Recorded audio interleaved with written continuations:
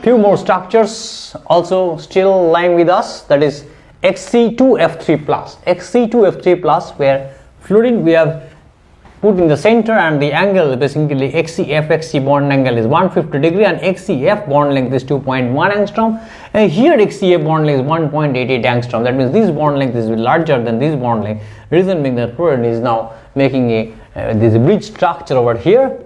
In the case of TF5 we talk about, then it is basically the bond angle, no bond angle is 90 degree. Over here this is in the square plane, all fluorine should lie and T inside and then fluorine up and lone pair down. In that case, of course, this is basically the angles are 79 because the repulsion, we will talk about it VSEPR3, valence electron pair repulsion theory.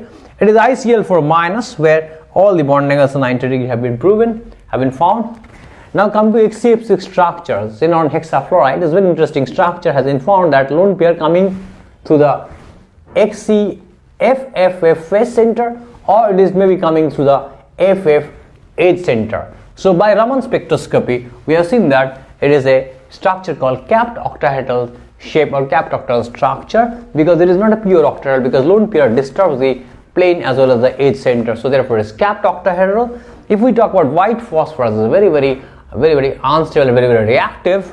That is why we put under water basically. So this P4 has got angles of 60 degree, so therefore it is very much strained. To release strain, it basically reacts immediately the oxygen to become P4O6, that is tetraphosphorus hexoxide, you can see, or P2O3 diphosphorus trioxide dimer P4O6, where the angle strain gets over and all the bond angles are 190 degree 20 degree, and of course there is a lone pairs. You can see that the lone pairs and all the phosphorus are basically sp3 hybridized. Over here is the sp3 hybridized. Now if we talk about the P4O10, this is a P4O10 structure. It is basically P2O5's dimer. It is also this P double bando is there, and of course there are PO linkages are there. So every between two phosphorus, how to draw P4O6 is that between 2P you put oxygen, between 2P you put oxygen, between 2P you put oxygen, between 2P you oxygen. Of course it becomes P4O6, and finally P4O10, the excess of oxygen, white phosphorus gives P4O10.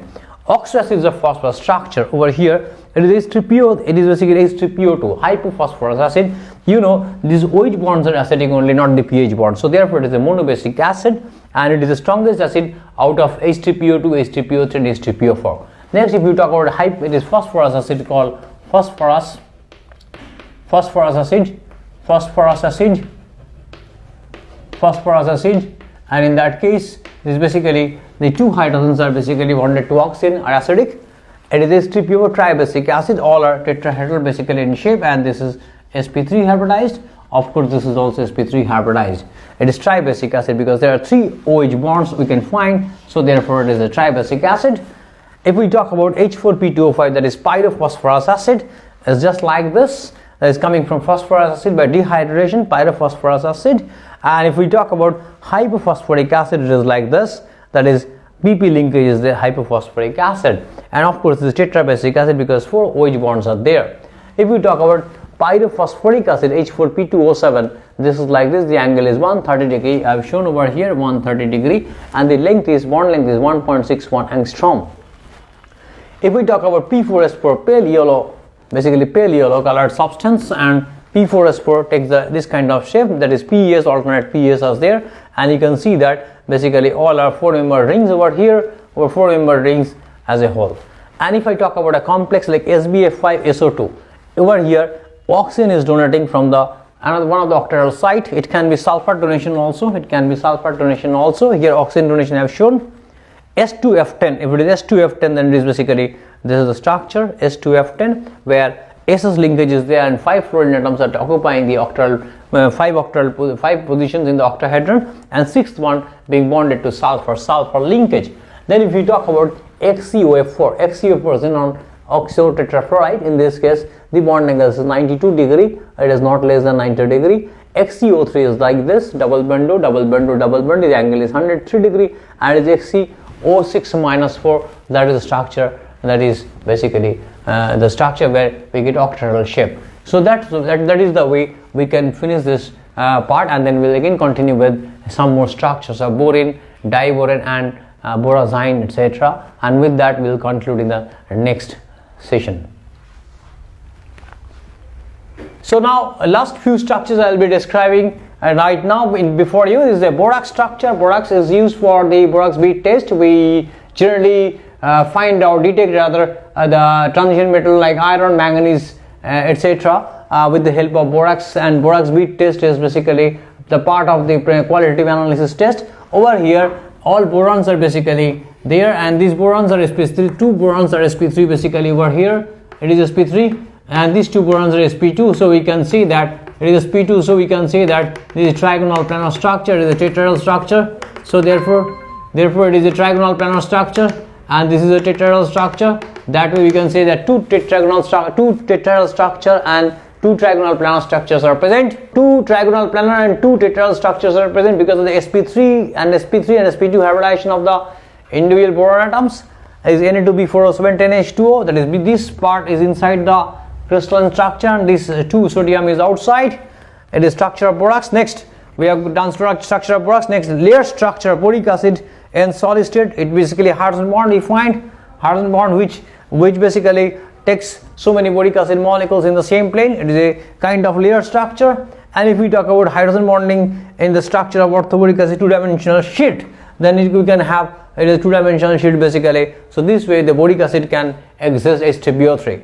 Next we will come to borazine, that is called inorganic benzene. In that case boron is negative, N is positive. That can be coordinate bond also, nitrogen to boron will be coordinate bond. It is aromatic but less aromatic than benzene ring. You can think of the benzene is also like this. It is benzene is also like this. All the carbon atoms are basically present over here, and all the carbon atoms are present over here. And of course this is more aromatic, this is less aromatic, because benzene cannot add HCl, but B3 and 3H6 can add up HCl. I'll discuss during the chemical reactions. This is only structure part. Over here is diboron structure. This boron is basically sp3. This boron is sp3. This is sp3, and of course there is a 3 center. These bridged hydrogens are basically formed by these BH bonds, are the terminal central or bridged hydrogen and bond boron bond. Bridged hydrogen boron bond. Bridged hydrogen boron bond is basically due to 3 center 2 electron present over here, and we later on will see this basically in MO diagram we can get the Bamla bond like this. And the angle over here HBH, this is called terminal hydrogens, can be replaceable. The 4 terminal hydrogen can be replaced by the amines basis, but these two bridged hydrogens cannot, or sandwich hydrogens can't be replaced. And the angle is 121 degree 121.5 degree, and the bond length BH is 119 picometer. Of course this is shorter bond length than the BH bridged bond length. Over here this boron to boron linkage, boron to boron distance is 176 picometer, and a structure dry boron is where true 3 center 2 electron bonds are present. Next we will come to inorganic graphite, BnX. We can say so many Bn atoms will be in the basically planes, and here the linkage is like this. Bn, this is called inorganic graphite also. This is called inorganic, just like graphite structure I have shown in my previous diagram.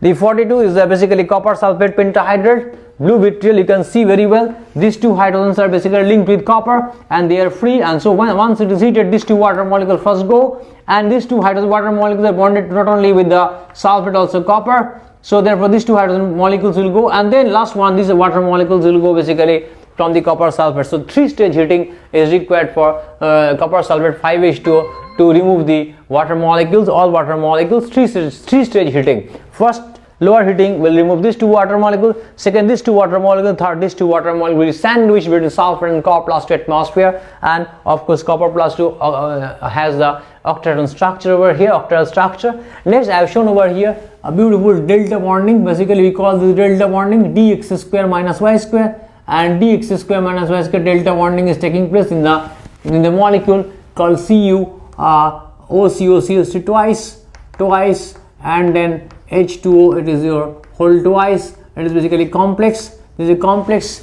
where delta bonding takes place by dx square minus y square, partial overlapping or partial quenching, so that is called delta bond. So we know sigma bond, we know pi bond. Is a delta bond, is very very important. So with this I will conclude all structures available for the curriculum of 11th and 12th, and just go through this one by one. Once you find difficult, you come back to the structures and then you find all bond angles, bond lengths, everything I have described. So you don't need more than this. So that's how I can finish this. This is only the structure part of the inorganic compounds, and next we'll be going to periodic table chemical bonding. This we will go on. Thank you very much.